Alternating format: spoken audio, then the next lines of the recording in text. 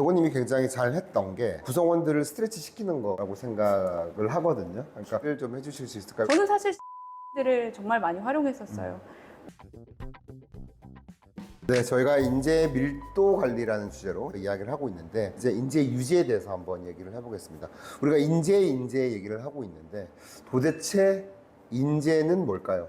어떤 사람이 인재일까요? 저희가 얘기한 걸 요약하면 쉽게 말해서 일 잘하는 사람이 인재라고들 많이 생각하실 수 있는데, 저희가 세운 기준의 인재는 그냥 단순히 일을 잘하는 것을 넘어서 훨씬 더 조직과 회사에 기여하는 가치가 높아야 된다. 그 두 가지를 키워드로 정리를 하자면, 하나는 임팩트, 조직 기여도가 높은 사람, 그리고 두 번째로는 문화핏, 문화적으로 우리 회사에 잘 맞는 것뿐만이 아니라 영향력을 미치고 또 그걸 전파할 수 있고 발전시켜 나갈 수 있는 사람이 인재이다 라고 정의를 내렸었죠. 그렇죠. 맞습니다. 많은 기업들이 임팩트를 위주로 인재를 평가하는 것 같아요. 근데 저희가 리더 문화 성과 관리에서도 다뤘다시피 what만 평가를 할 것이냐, how도 평가를 해줘야 된다라고 말씀드렸고, 이 how는 어떻게 일을 하느냐잖아요. 우리가 노고님이 잘 설명해 주셨지만 이 컬처 핏은 우리가 일하는 방법, 우리의 웨이대로 일하는 사람, 임팩트와 우리의 웨이대로 일하는 사람이 둘 다 만족되면 굉장히 부합하는 인재겠죠. 맞아요. 네. 쉽게 축구단 한번 생각해보면 이해가 빠르실 것 같은데요.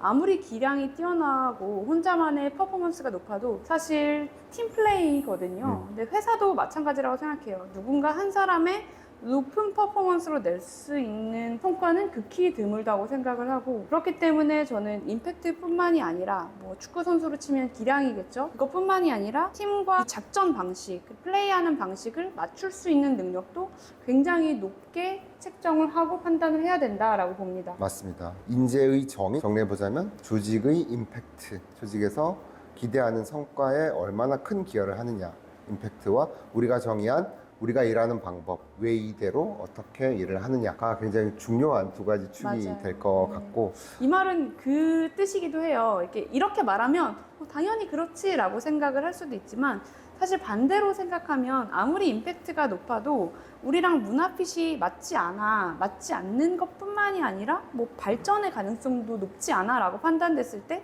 그 인재를 과감하게 포기할 수 있느냐 하는 질문에도 예스라고 답을 할 수 네. 있어야죠. 맞아요, 네. 맞아요. 그리고 우리 웨이도 마찬가지입니다. 우리가 조직 문화 파트에서 얘기를 할 때 조직 문화 관리도 성과 관리처럼 하라라고 얘기를 했잖아요. 근데 우리의 웨이대로 일하면 분명히 성과가 잘 나올 거라는 가설을 가지고 그것을 검증해 나가는 절차라고 말씀을 드렸는데, 우리의 웨이대로는 일하는데 정말 끝없이 성과가 안 나오고 있다라고 하면 우리의 웨이가 잘못됐거나 그렇죠. 그 사람도 인재라고 보기는 힘들겠죠. 맞아요. 여러 가지 요인이 있겠으나 사실 저는 그럴 때는 우리의 웨이를 한번 점검해보는 것을 먼저 선행해야 된다고 생각을 하고, 그럼에도 불구하고 뭐 유독 그 사람만 그 웨이를 잘 따랐음에도 불구하고 퍼포먼스로 연결되지 않는다 라고 하면 그 사람도 비인재인 거겠죠? 네, 그렇죠. 그리고 주니어가 될 수도 있고요. 100의 능력은 충분히 발휘하고 있는 구성원인데 이 사람을 어떻게 120%까지 스트레치를 시켜볼까? 우리가 인재라고 하면 적어도 조직에서 기대하는 임팩트, 기여도의 100은 당연히 달성을 해야 되는 거고, 120% 정도 달성이 되어야지 적어도 임팩트 측면에서는 인재다라고 볼 수 있을 것 같은데, 어떻게 그런 인재를 많이 발견 또는 찾아낼 수 있을까요? 일단 회사에 암묵적으로 스트레치해서 목표를 달성하고 성장했을 때에 따라오는 인정, 보상, 그리고 성장에 따른 기회가 있다라는 것들을 사람들이 알아야 한다고 생각을 해요. 아마 이런 조직 다녀보셨을 거예요. 우리 회사에서는 열심히 해봤자 아무것도 없어 라는 것이 공공연하게 사람들에게 분위기상 인지되어 있는 조직 있잖아요. 그랬을 때 리더가 스트레치고를 요구할 수 있느냐 하면 사실 쉽지는 않을 거거든요. 리더도 위축돼요. 그래서 선제적으로 먼저 받쳐줘야 되는 환경은, 우리 회사에서는 더 열심히 했을 때, 더 높은 성과를 냈을 때 따라오는 것이 분명히 있어 라는 것에 대한 인지가 필요하다고 생각합니다. 네, 네, 맞습니다. 저는 이제 노고님이랑 같이 일해본 경험이 있으니까 노고님이 굉장히 잘 했던 게 구성원들을 스트레치 시키는 거라고 생각을 하거든요. 그러니까 120%로 스트레치를 시키기 위해서 끊임없이 크건 작건 건 프로젝트를 줘서 인재의 가능성을 테스트해봤던 걸로 아는데 그럼요. 그런 얘기를 좀 해주실 수 있을까요? 왜냐하면 인재를 발견함에 있어서 프로젝트성 업무, 즉 개선 업무를 줘서 그 인재를 스트레치 시켜서 성장시키는 게 현실에서 굉장히 중요하고 누구나 활용할 수 있는 방법인데 못하고 있는 리더들이 저는 너무 많다고 생각을 하거든요. 맞아요. 저는 사실 아까 그 세 가지 말했던 것 중에서 뭐 인정과 보상, 기회라고 얘기를 드렸는데 보상은 제가 쉽게 개런티할 수 있는 부분이 아니잖아요. 사실 그거는 배제하고 인정과 기회에 대해서는 적극 활용했었던 것 같아요. 그리고 인정도 모두가 당장의 승진을 바라고 뭐 당장의 우대를 바라는 것이 아니거든요. 저는 사실 CEO님들을 정말 많이 활용했었어요.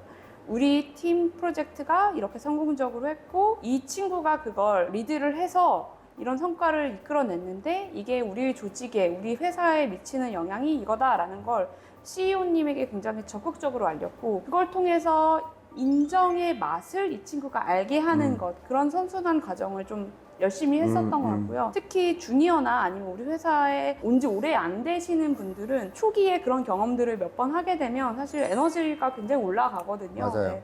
많이 활용했었던 것 같고 또 10레벨의 뭔가 업무를 주었다면 그걸 성공적으로 했을 때 저는 항상 최소한 20%씩은 올려서 줬었던 것 같아요.